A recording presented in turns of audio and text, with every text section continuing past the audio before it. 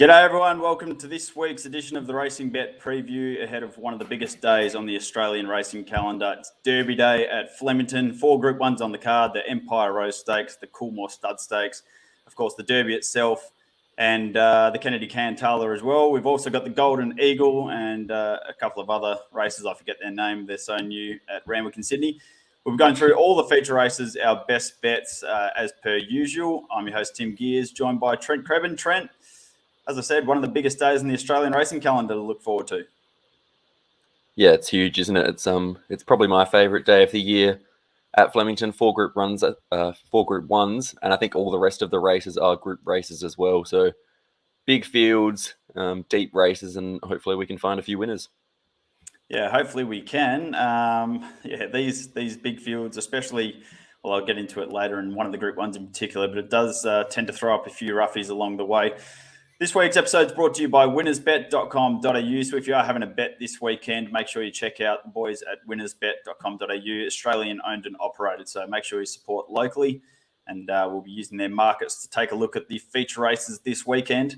Now, talk to me about last week. We introduced the premium section of the website to our viewers, Trent, and you went bang straight away with Jonker. $12 you threw up. I think it was the Tuesday before the Manikato. And there he was saluting on Friday night. Yeah, it was. It was a good result. Took that bet just kind of looking ahead to the weekend, knowing that the Manikato night can often be quite a fast night on speed. It's a place to be. Thought he'd lead. Ended up starting $6. He was really well backed. We took the early price and he saluted for us. So that's what we'll be trying to find in the premium section of the Discord on the website. And I think we found a couple this weekend as well that we've taken the early overs. So hopefully we can get a few home. Yeah, we're about to speak about a couple of them. But if you are interested in joining, you just head to the Racing Bet website, racingbet.com.au. Head to the header Premium Tips. Click on that. There's all the details for you on the Premium Tips site page on the website. If you don't want to sign up, that's fine. You can join the Discord anyway. There's a link there to join the free community on the Racing Bet server on the Discord. So even if you just want to dabble in that, we'd love to have you there. But of course, if you do want some more information, some selections that aren't on the website, our early thoughts on all the weekend's races and plenty more, then head to the Premium Tips section of the Racing Bet website. All right, Trent, tell me how you think the track's going to play at HQ this weekend, Flemington. Yeah, should be perfect. Rail true. A little bit of rain, but I'm pretty confident it'll be bang on a good 4. Should play perfectly. They'll probably use the whole track in the straight races like the Coolmore, but yeah, should be able to win from anywhere. Yeah, not much rain predicted at Randwick either. So we'll be looking to play probably on a good 4, I would suggest. There are thunderstorms predicted, but absolutely no rain. So, but as tends to happen with the bomb and the weather forecast, that can inevitably be turned on its head. So just keep your eye on that. There are storms in Sydney, but at this stage, no rain or not a lot of rain predicted. So I'd be assuming we're playing on a firm deck. Okay, let's get stuck straight into our best bets. I'll turn to you, Trent, to get us started at Flemington because you are wasting absolutely no time this weekend. Your best bet comes up in the first race, HQ, race 1, number 3, Pre-Deturn. He's currently the second favourite at $3.70 with winnersbet.com.au. This is the Carbine Club Stakes. Yeah, pretty keen to be with Pre-Deturn. I think he's going to start a bit shorter than he is now. Look, he clearly comes out of the best form race, in my opinion. He comes out of the Caulfield Guineas, of course, behind Animo. That's obviously turned out to be a pretty handy form line, but we don't want to speak about that Cox Plate result. This horse was really good there. He got back a long way. I think he got back to almost last in the run. He was beaten just under 6 lengths, but I think that's a pretty strong run coming home, and I think the fourth fastest late splits of that race. This is obviously much easier. He draws softer in barrier 3. And I just think he should be shorter in the market coming out of that good race compared to the favourite Fangirl, who I think is a good filly. But she comes out of the Reginald Allen at Randwick, and I thought she was a touch empty late at 1,400 metres. She's going to have to go back and run out the mile. So really happy to be with Pre-Deturn. I think he's a good bet in the first race, and hopefully we can get the cash early. Yeah, and I think I've been saying Randwick for the first part of the show. Apologies. We are at Rose Hill this weekend. Important not to get that confused. Yeah, interesting one you bring up there, the Carbine Club. I was looking through a little bit of the history of the race today. It is a race that I think Chris Waller won it back-to-back there a few years ago, but the thing I took note of was the fact that I think it's been 14 years or something, or even longer, since a filly actually won the race. This race has been dominated by the boys, especially over the last decade or more. But I was actually with Fangirl. Just, you know me, I'm a stickler for the history and the stats, but I just am trusting Waller with this one. He's just a freak at the game, and when he brings him down for a race like this, I think you have to take note. So I'm going to be against you there and hoping Fangirl wins. But you're best. I have learnt in the past to trust your judgment in Melbourne. So, Trent's best bet of the day, race 1, number 3, predetermined, $3.70 with winnersbet.com.au. Now, if you have any questions during the show, make sure you do fire them in. We're streaming on Twitter, Facebook, and YouTube. So just pop your comments in the box, whichever you're watching us on, and it'll pop up on our end, and we can feature them throughout the course of the show. So if you have any thoughts on any runners or any races, make sure you send them in, and we'll be sure to bring them up and talk about them. All right, my best bet of the day at Rose Hill. Trent, I think I'm against you here as well. As I saw you tweet earlier today that you thought Eduardo and Mars Crusader, you were happy to basically take them both on. But I'm going to make my best bet of the day at Rose Hill, race number 6, horse number 2. This is the Classic Legend Stakes, Masked Crusader. I'll play a replay of the Everest over the top. And this was a fantastic result for us with Nature Strip, of course, winning, Trent. But get a look at the run of Masked Crusader in defeat here. That's him with the gold cap in the back half of the field, Tommy Berry. This would have been the ride of the century had Tommy Berry pulled this result off. He bombed the start by 3 or 4 lengths. He stayed in. He weaved his way through traffic in the straight, and there you can see him jumping out of the ground late to be beaten. How far on the line? Maybe a head at best. Just an enormous effort by Masked Crusader. He's making a bad habit out of missing the jump in these races, which makes it very hard for him. And if he does the same again at Rose Hill, it's probably going to be more difficult to run them down than what he faced at Randwick. But I just think he's the best horse in the race. He beat a bunch of these in the Everest. And I think if he turns up on the day, he's going to be the best of the day at Rose Hill. Race 6, number 2, Masked Crusader. And he's been very heavily backed in about the last 15 minutes. I think I saw $3.20, and that's gone. I think he's into $2.60 now. So clearly I'm not the only one sharing that vein of thought. Trent, I'll throw it to you. Give me your retort. So I definitely think Masked Crusader is the horse to beat. He's just not one I want to dive into at the price. Just given he keeps missing the start, he's going to need a lot of luck. I thought Berry gave him, in defeat, he was weaving through the field, but he never had to break stride at all, and it was a great ride. Whether he can do it again here, and I do know as well. Last prep, he was a very good run in the TJ Smith behind Nature Strip, and then went around the short price favourite in the all-age stakes at 1,400 metres and failed. I just wonder whether he's been absolutely set to peak in the Everest and he might rate down just a touch and something else can maybe still on the way up can just get him beat here. So look, I think he's the horse to beat, and if he gets even luck, he's going to be very hard to hold out. He's just not one I want to dive into at the price, and maybe he gets a bit of a bad luck and we can find something to beat him. All right, let's move on to the day's first Group 1 in Melbourne, the Empire Rose Stakes. Trent, wide open field here, big numbers. We'll try and pull up a market with winnersbet.com.au here for Saturday's racing. Work this one out. Current favourite at $3.40 is Tefane. We've got Mystic Journey. She's firmly on your list of girlfriends at $5. Colette at $6. Further down to the likes of Flying Mascot, it looks like she's come in from $8 to $8.50, and then Still a Star at $10, and big odds the rest. I'll pass to you. Your initial thoughts on the Empire Rose Stakes? Yeah, really good race. I don't think the Invitation or whatever it was has dented this field whatsoever.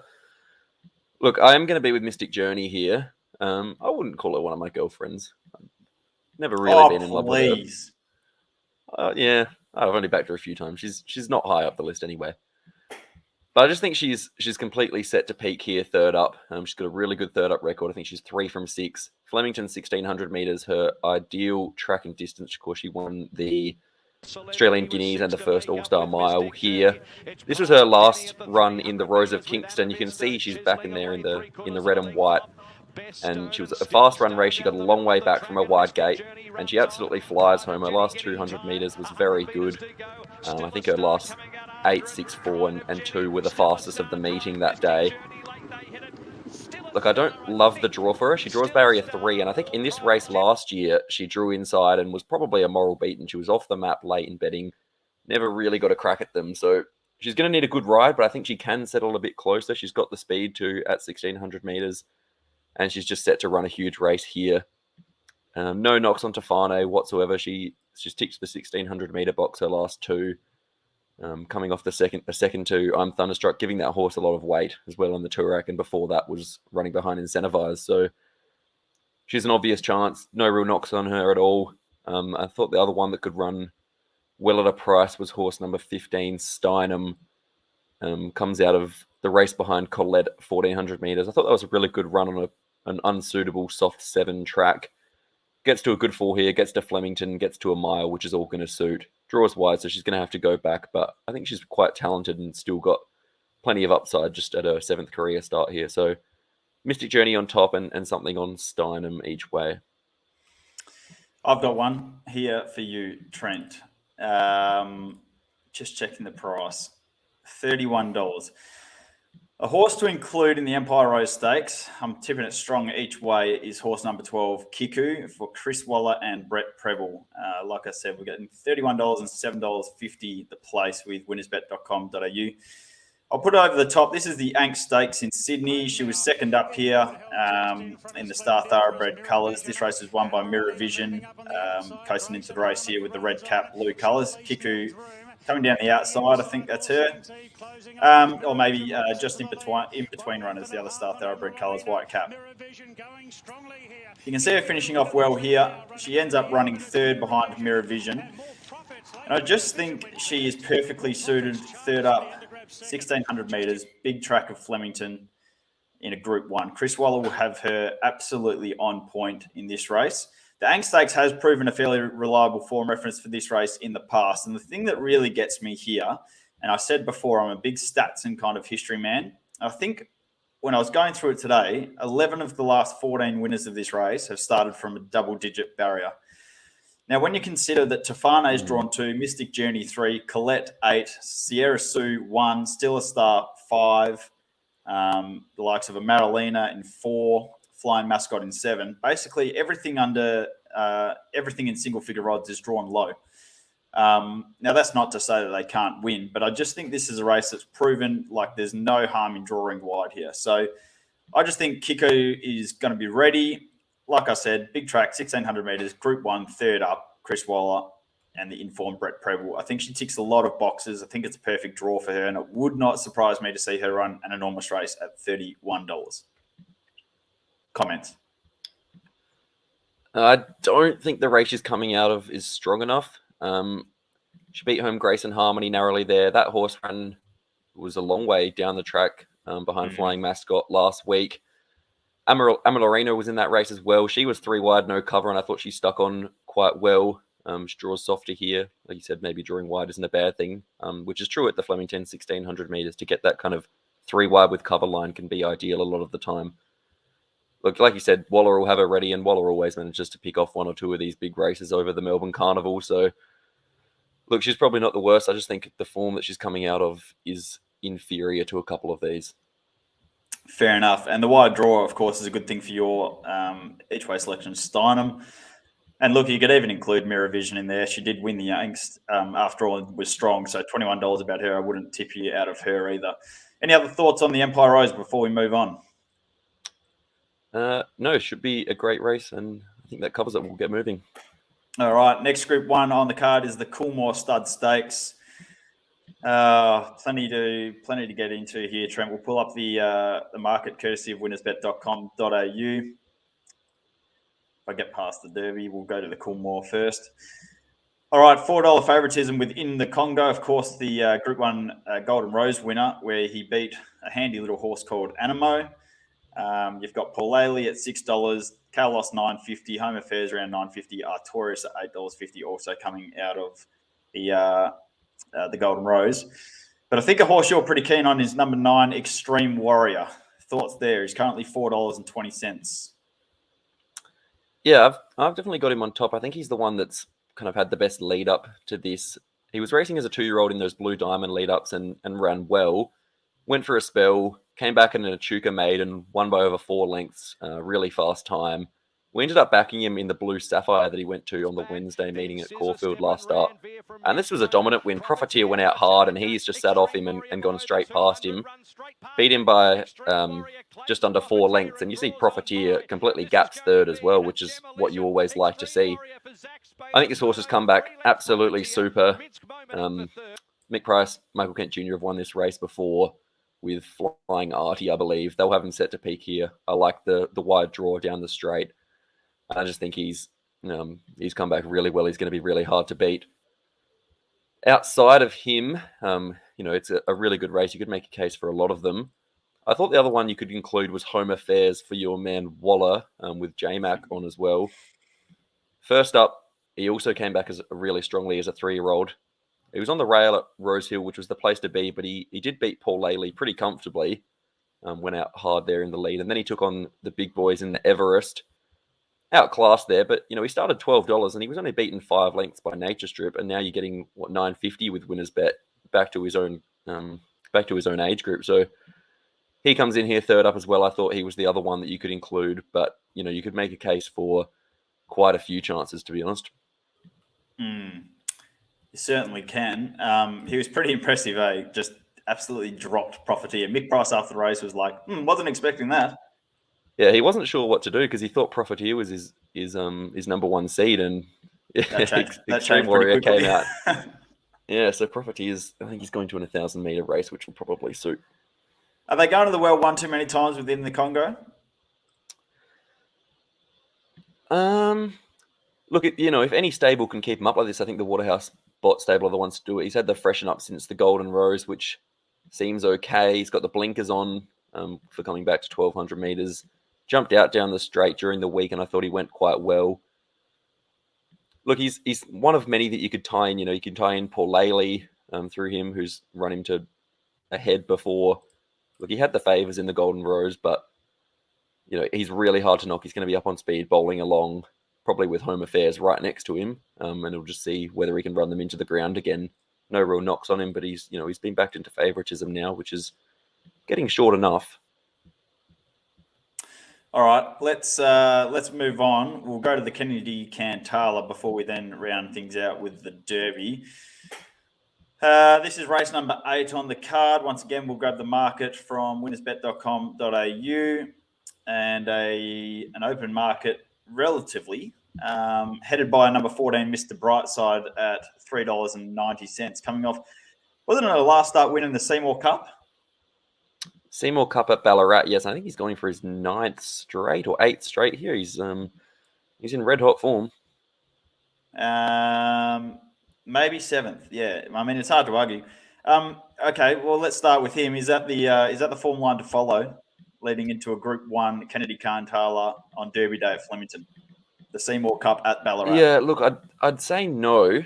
To be fair to him, he did gap them there. He had every chance, but he did gap them. It was a soft win. And there's also been a lot of winners come out of that race.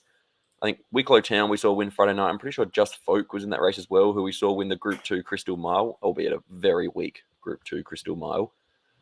I can see the attraction to him because he's down with 52 kilos, maps beautifully, and he's got the picket fence. But I was inclined to take him on here with, I think, one of the racing bet boyfriends here, horse number 3, Superstorm for the West is Best crew. Oh, geez, we've done some cash on him in the past. Yeah, we have, but I really like him getting back to Flemington. He stays at the mile. His last start coming out of the Toorak, where came from a long way back in that race. He ran 3rd behind I'm Thunderstruck and Tefane. I thought it was a really strong effort. He came home in the fastest splits of that race. And I just think that getting back to Flemington, he's had the 2 starts here. Once was in an Australian Guineas where he ran second to Alligator Blood. Really good effort. And the other one was where he was 14 up to 2,000 metres in a Turnbull and was only beaten 2 lengths by Very Elegant. So he's going to get back here as he does. But, Damien Oliver booked this. Yeah, this is him here in the Cerise and White. It's a really good run around Caulfield. And, yeah, like I said, Flemington's really going to suit. It's going to be a really high-pressure race. You've got Buffalo River and also Riadini set to cut each other up in front. I think both of them will be feeling the pinch late, and I think it's really going to set up for a swooper here, which I'm hoping is Superstorm each way. All right, Superstorm each way. Currently $9.50 and $3.10 at winnersbet.com.au. Any final thoughts on that race, and we'll move on to the Derby? Yeah, host of other chances. Cascadian will be flying home late as well, as he always does with Superstorm. And I think we can jump off Buffalo River this time at a mile on dry ground. So I hope he doesn't come out and win again. That'd be sick. But yeah, with Superstorm in the Cantala. Imagine if Buffalo River came out and won. All right, let's move on to the day's feature at Flemington, the Group 1 Victoria Derby, we say over here in the West. You guys say Derby. We'll pull up a market. This is now race 6 on the card, so we're going back a little bit, but we'll save this race till last at Flemington anyway. Dual favoritism shared by Forgot You and Gunstock at $4.60. We've got Tutu Kako at $9. Of course, won the Geelong Classic, was it? Allegron, $9.50. And Hitotsu, well backed, $9 into $6. 1,600 straight up to 2,500.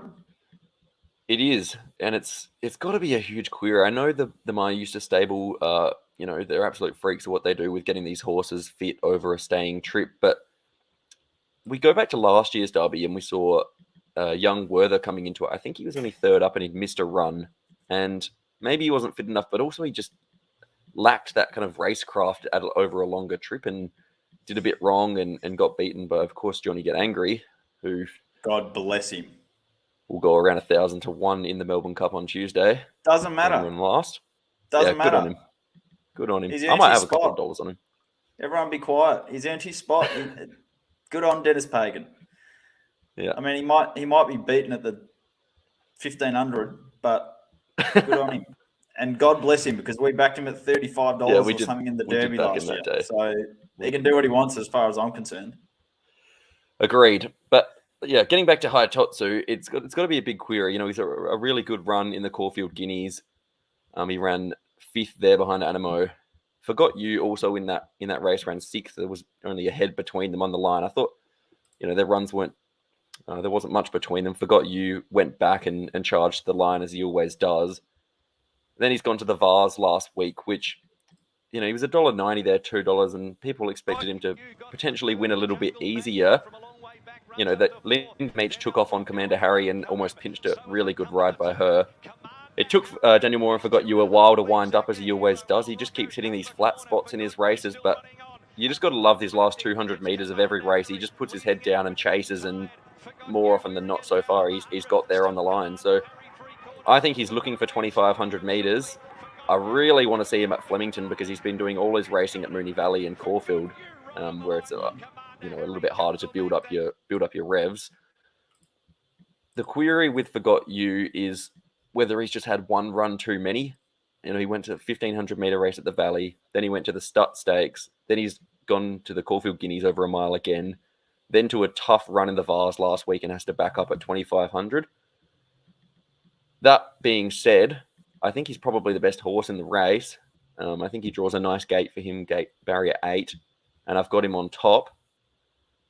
Another one coming out of that race was Jungle Magnate, who came from last to run 3rd. I thought he was another one that's really looking for 2,500 metres. Son of Tarzino, of course, won the Victoria Derby however many years ago. I think he can settle closer from barrier 5 and about 20 to 1. He's a good chance.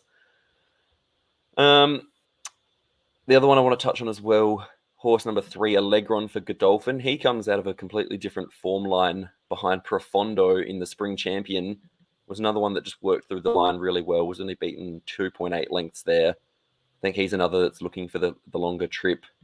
He's around that $9-10 mark as well. You could have something on him. And the last one that I want to throw out at 150 to 1, probably get double that. It would not be a Trent Crebbin preview without lobbing one out at 150 to 1.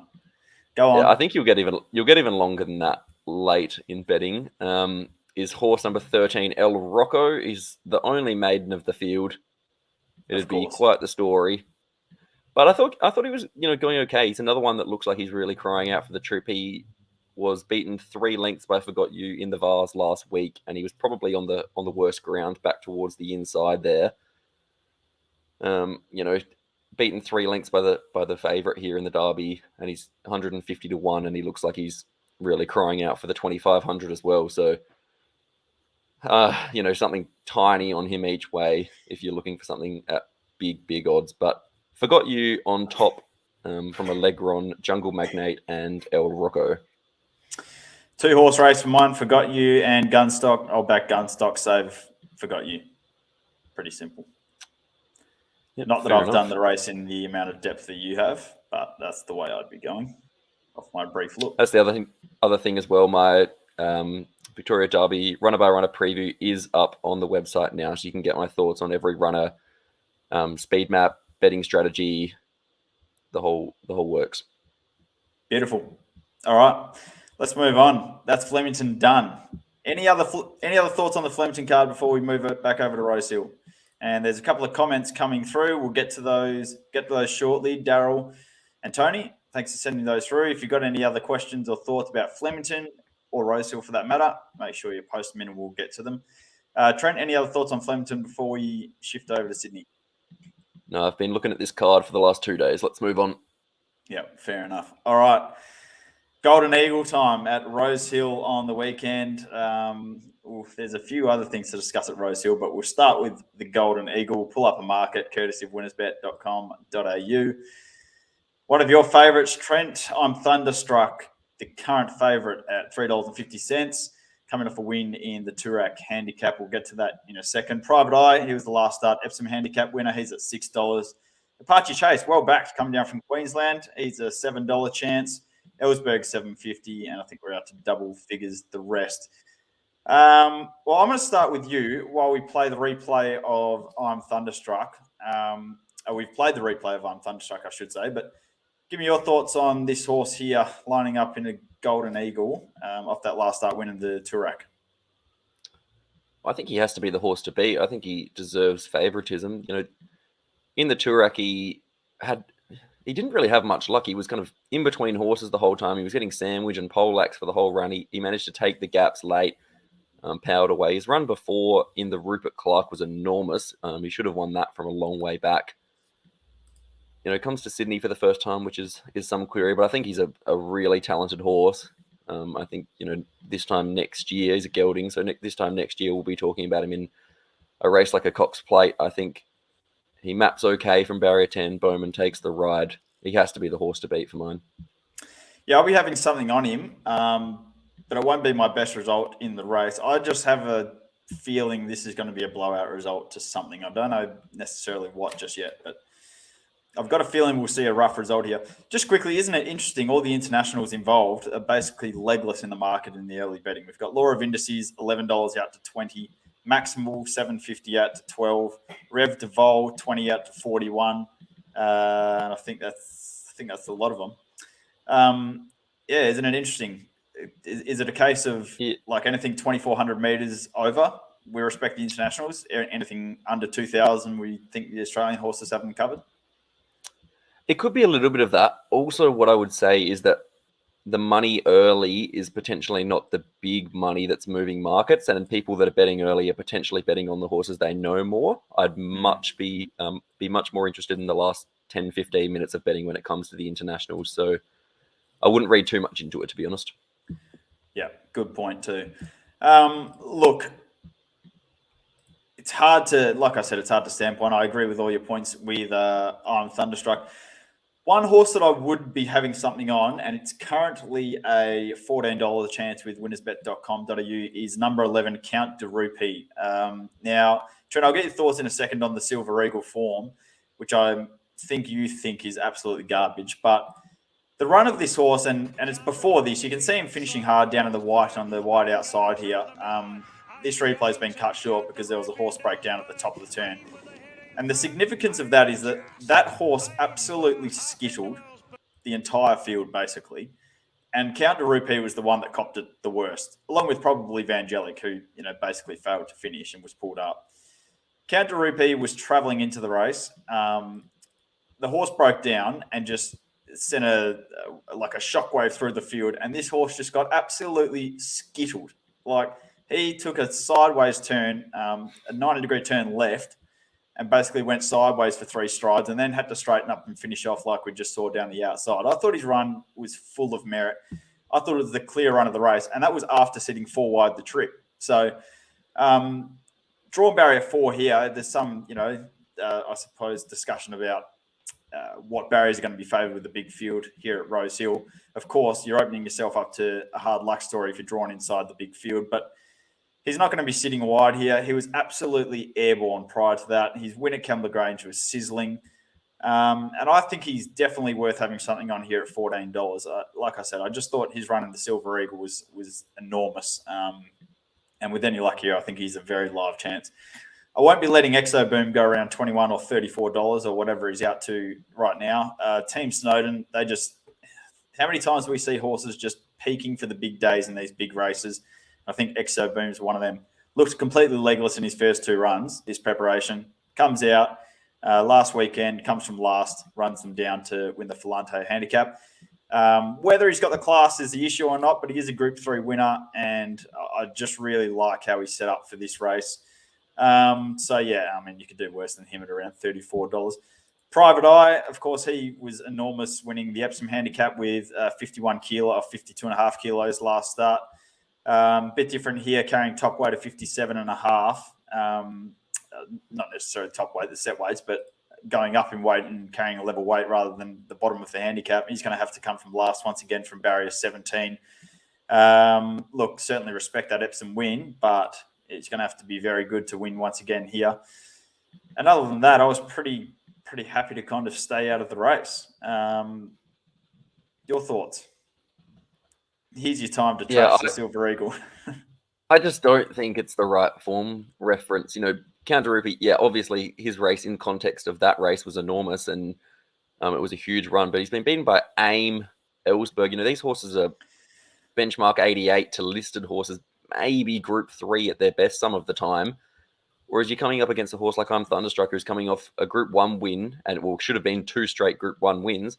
And you're also coming up against a couple of international horses who have some very good form. I speak of number 12, Laws of Indices, and horse number 13, Maximal.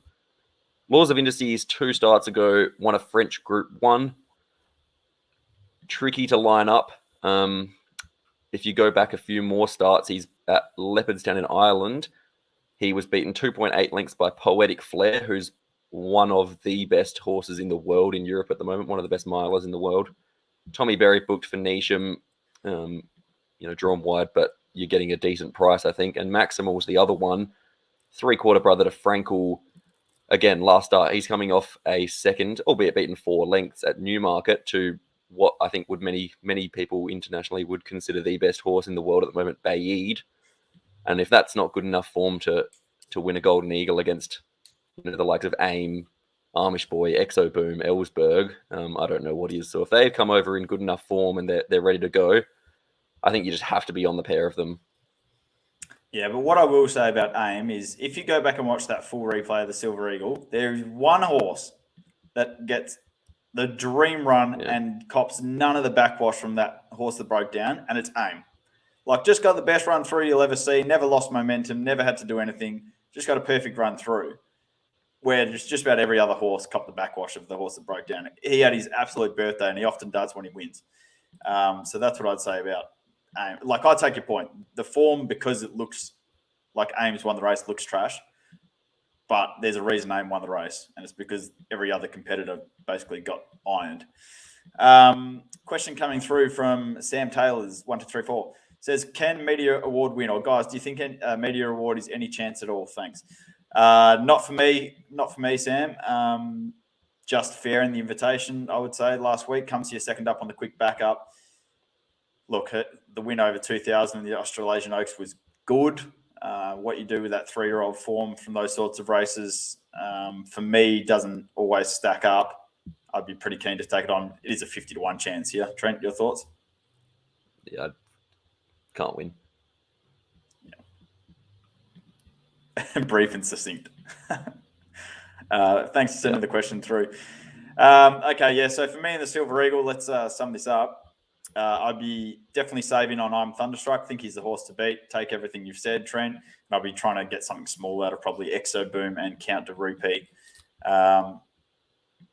Potentially Law of Indices if he keeps getting out to a ridiculous price. Trent, for you? Yeah, I think it's simple. I think there's 3 winning chances. You back I'm Thunderstruck, you back Laws of Indices, and you back Maximal, and I think you'll be winning on the race. Sam says, haha, thanks, actually. Trent. Thanks, Trent, for your input. No, can't win. he might have a share in media award, in which case, good on him. She's a good one. Best of luck. Good luck. Yeah, best of luck. Yeah, got to be in it to win it. Let's chat about the Rosehill Gold Cup very quickly. Race 5 on the card, because we've had a question come through. Let me pull it up. From Tony, he says, guys, can Think It Over win again, or do you like something else? End of prep, maybe, question mark. Well, let's start off with Gold Trip. Okay, Gold Trip, of course, the French import who was set to run in the Cox Plate failed the vets test. There was all this big blow up about how he wasn't lame, and then he was lame, and 6 vets passed him lame, and Kieran Maher was saying he wasn't lame, and Damien Oliver was saying he wasn't lame. Here he is a week later in Sydney, and the $1 pop lands. They've passed him fit to race in New South Wales. Yeah, I just don't know what to make of it. You know, it clearly seems to be a subjective matter, depending on which vet you've got, which horse you've got, and what day it is, to be honest. It's very frustrating. You know, it would have been a good addition to the Cox Plate. You know, if the New South Wales vet says, okay, that's good enough for me. So onto this race, which is a bit of a step down, a Group 3 at Rosehill. Yeah, getting back to Think It Over, I mean, I don't think he's end of prep. I think he's still holding his form really well. He was dominant last start in that race at Randwick. I think Gold Trip is probably a bet, though, to be honest, at the prices. You know, he's at longer price than Think It Over, and he was set to go around 3rd, 4th favourite in a Cox Plate at single figures. So just off that, I think I have to be with him. Yeah, Think It Over, he can definitely win again for sure. You look back this time last year, Tony, you look back at this time last year when he ran in the Gong at Kembla Grange. Now, I'll preface this by saying the Gong is a rubbish race, yes. However, it was the 7th start of his preparation. He sat 3 wide the trip basically for half the race at least, and was beaten just over a length and a half in 3rd. So I wouldn't have so much of a concern about it being at the end of his prep. My concern last start was basically the run before over 2,000 metres, whether he was a genuine 2,000 metre horse. But gee, put that to bed pretty quickly with a very dominant win in the Craven Plate last start. So drawn well here, barrier 3, Nash stays on 61 kilos. That's probably getting up there towards, you wouldn't want to be carrying much more weight, but I think he's probably a backable price if you like him, nearing $3, I think. So yeah, fascinating contest with him and Gold Trip. Definitely, Trent. Okay. Jesus? Jesus? I don't know. Sorry if I've got it wrong. Trent, race 7, Flemington.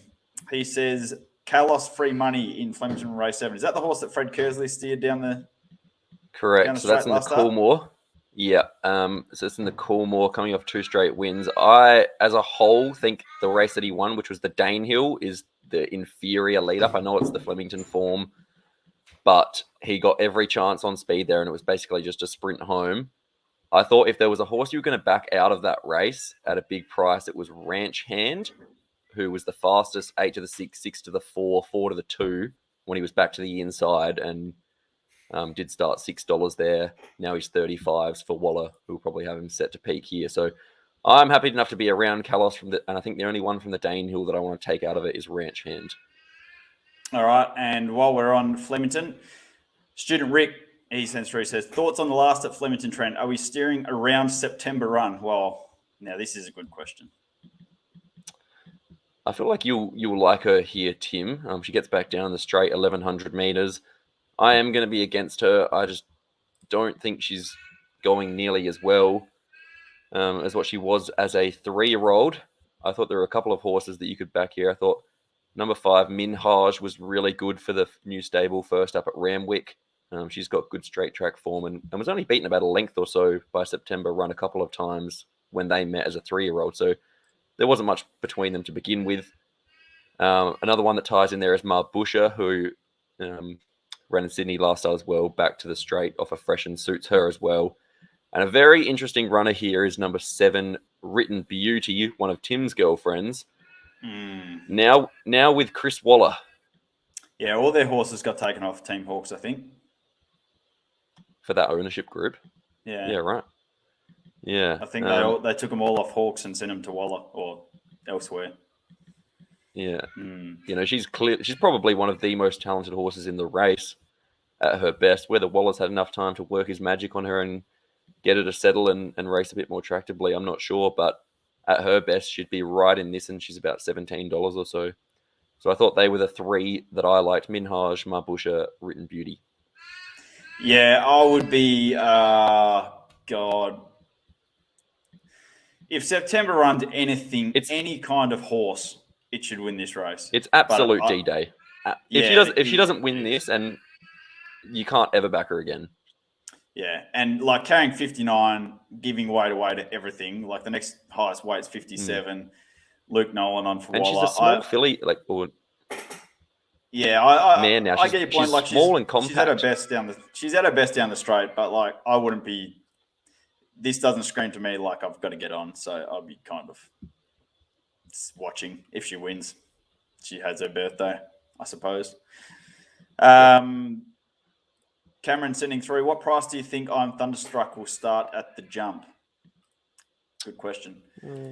I don't think he will drift. I think he'll start around that $4 mark.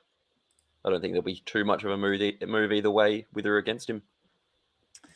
Yeah, the only reason I could think that he would potentially drift is if they weren't making any ground, like out wide, or from back in the field, or if they were just kind of thinking Melbourne form in Sydney. Like we've seen before, Profiteer last preparation where he was like unbeatable, and then he came to Sydney and I think, did he win once? And then he like failed at his next start. He won by 5 lengths at his second start. Yeah, and then, he won by 5 lengths at his second start. And then bombed in a high pressure race. So, I think he'll stay around that $3.54. I don't think he'll get to $5 or anything. And I, on the same token, can't see him starting $2.50. So I think he's about his right price now. All right. Any other questions to come through? We did have one from Daryl at the start of the show, and it's a good little segue. Will you be previewing the Cup tonight? If not, will there be a separate preview? Thanks, Daryl. Good question. Our plan at this stage is to film a live Melbourne Cup preview on Sunday night, I think. Trent, does that sound about right? That should. At the very latest, we'll have it out Monday. But I think at this point, a Sunday night video would be a good slot. The field's not actually finalised yet, so we can't. So we can't preview it tonight because the field's not set. We've got to wait till after the races on Saturday, the Hotham Handicap, and the order of entry is still all yet to be decided. So, and I think they do the draw. Do they do the draw Saturday or Sunday? I think they do it Saturday straight after the races. Yeah. I think typically the Lexus or the Hotham is run on the Saturday, and then after the races they do the Melbourne Cup draw. So we'll know everything by Saturday. That gives us kind of 24 hours to process it. We'll have our runner-by-runner preview. Me and Trent are going to combine for that one. So we'll go through all 24 chances. We'll share the workload there, and you can kind of get both opinions. And, we'll have that up on Sunday, and then we'll have, I think, a live video preview Sunday night, a Melbourne Cup special. There won't be any other races really to get through. Might offer up our best bets for Flemington, but I think we'll just do the Melbourne Cup special. So hopefully that answers your question, Daryl. Thanks for sending that through. And hopefully you guys can all tune in Sunday night before the Cup on Tuesday. All right, I think that rounds us out, Trent. Any other thoughts before we sign off for another week? No, can't wait. We've got a huge day, Flemington Carnival. Can't wait to get stuck in. Thanks for joining us. And, keen. Yeah, like a little kid on Christmas leading up to Derby Day. But thanks, everyone who's tuned in live tonight. Appreciate your support as always. If you are on YouTube, please give us a like and subscribe to our YouTube channel. If you're watching on Facebook, make sure you like our Facebook page as well. And if you're tuning in on Twitter, well, thanks for your company. And make sure you head to racingbet.com.au. The premium Discord channel is open, available. You can join, even if you just want to join the free Discord group, you're more than welcome to do that as well. And hopefully we provide some additional value in the premium Discord channel that otherwise isn't available on the website. All right, that'll do us for this week. Have a great week. Good luck on the punt, and we'll see you Sunday night for the Melbourne Cup special. Looking forward to Cup Day on Tuesday.